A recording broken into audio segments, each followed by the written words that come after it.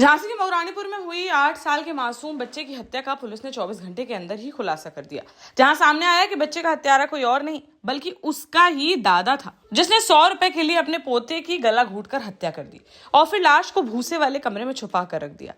प्रारंभिक पूछताछ में वह पुलिस को टालता रहा, लेकिन जब पुलिस ने उससे सख्ती से पूछताछ की तो फिर वह पूरी तरह से टूट गया और अपना जुर्म स्वीकार करते हुए बताया कि हाँ, उसने ही अपने पोते की हत्या की है। पुलिस ने हत्यारोपी को गिरफ्तार कर लिया है, जिसे न्यायालय में पेश करते हुए जेल भेज दिया गया है।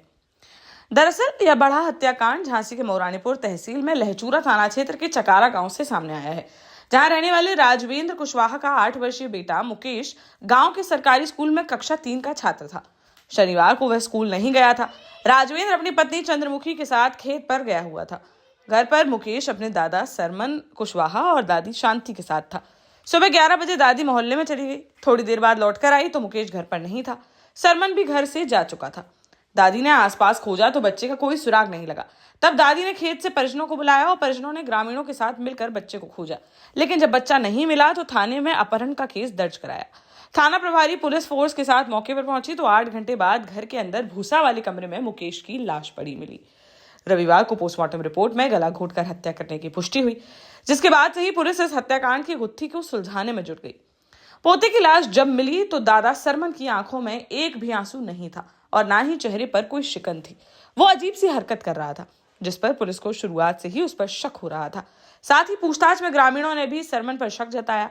बताया कि वो 12 बजे खेत पर नहीं गया, बल्कि उसे 1:30 बजे खेत पर जाते हुए देखा गया। जब पुलिस ने उसे हिरासत में लेकर पूछताछ की तो उसने पहले तो कहा कि मेरा पोता था, मैं थोड़ी ना मारूंगा, जल्द ही हत्यारे को ढूंढो। लेकिन जब पुलिस ने उससे सख्ती से पूछताछ की तो वह टूट गया और अपना जुर्म स्वीकार करते हुए बताया कि मेरी बहू चंद्रमुखी आए दिन मेरी पत्नी शांति से झगड़ा करती थी। वो घर का सामान भी उठाकर अपने घर ले जाती थी।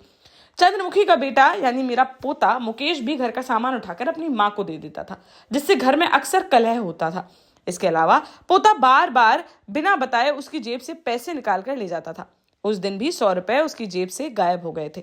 जब मुकेश से 100 रुपए के बारे में पूछा गया तब वह दादा को जवाब देने लगा, जिस पर उसे गुस्सा आ गया और उसने जोर से मुकेश का गला दबा दिया, जिससे उसकी मौत हो गई। यह देखकर सरमन डर गया और शव को भूसा वाले कमरे में जाकर छिपा दिया। फिर बकरियां चराने के लिए वह खेत पर निकल गया था। पुलिस ने हत्यारोपी दादा को गिरफ्तार कर लिया है, जिसे न्यायालय में पेश करते हुए जेल भेज दिया गया है। 4 तारीख को एक बच्चे के गुम होने की सूचना प्राप्त हुई थी, जिस पर मुकदमा पंजीकृत किया गया था। उसको जब थाना अध्यक्ष द्वारा और गाँव वालों रिसर्च किया गया तो उस बच्चे की डेड बॉडी घर में ही मिली थी, जिसका पंचायतनामा भरकर पोस्टमार्टम के लिए भेजा गया था, जिसकी 5 तारीख को पोस्टमार्टम हुई थी। पोस्टमार्टम उससे गला दबाकर हत्या करने का बात प्रकाश में आया था। उसके बाद से उसको तरमीम कर दिया गया था।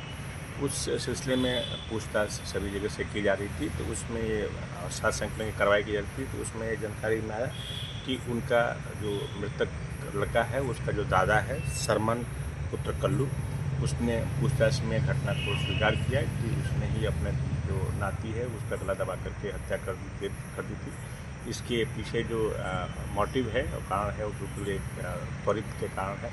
ये बच्चा जो है उस पर आरोप है कि वो अपने जो दादा के पास में जो पैसा रखा जाता था वो पैसा चोरी कर लेता था तथा अपनी माँ को दे देता था। इस बात को लेकर के उनके परिवार में कलह रहता था, इसको लेकर के काफ़ी 10-15 दिन से बीच में अपन झगड़ा हो रहा था। उसमें बीच में इनको आकर के जो परिवार लोगों ने समझाया था।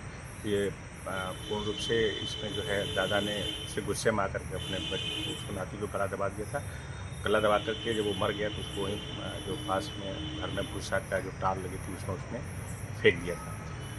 इससे जो अभियुक्त है, अभियुक्त की निशानदेही पर पूरा घटनास्थल का सीन रिक्रिएट करा दिया गया है। जैसे जैसे घटना इसने किया था उस पर सन्मुख में ग्रुप में है 7 संकलन कार्रवाई करके इस अभियुक्त को गिरफ्तार करके माननीय न्यायालय के सामने भेजा जा रहा है।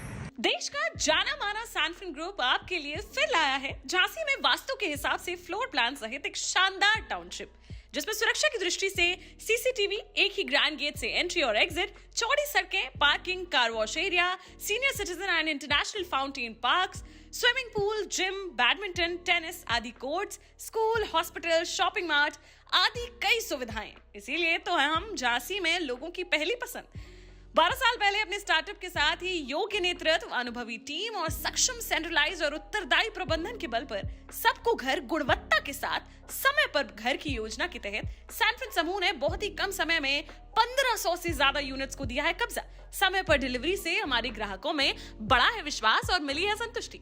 सैनफिन समूह ने बहुत कम समय में Sanfin Ashok city, green homes residency, green homes city, Sanfin Ashok valley, Delhi public school, Sanfin शाखा, केन सैनफिन अस्पताल सहित कई अन्य परियोजनाओं के साथ नई झांसी के निर्माण में स्थापित किया है एक बड़ा मुकाम। तो आप भी आज ही आइए अपने परिवार के साथ और कीजिए अपने सपने साकार।